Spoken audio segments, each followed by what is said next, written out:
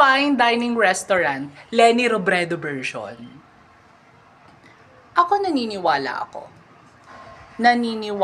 ako nung dinner. Anong nangyari? May inaabot ka sa anak kong si Jill. Pusang gala. Nalaglag yung biskwit. Tayo ay nasa fine dining restaurant dito sa Naga. So sana yung pagka-squatter natin, iwan na lang sana natin dito sa Naga. Nung nahulog, nandun sina Miss Bina, Doc Yapi. Imbis sana na ang maging reaction natin ay lalaban ako. Lalaban tayo.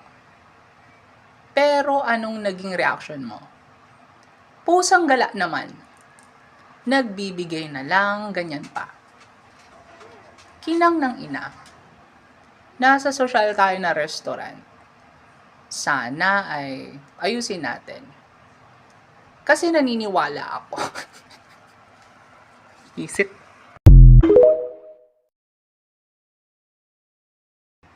Fine dining restaurant, Tony G version. Nung dinner, anong nangyari?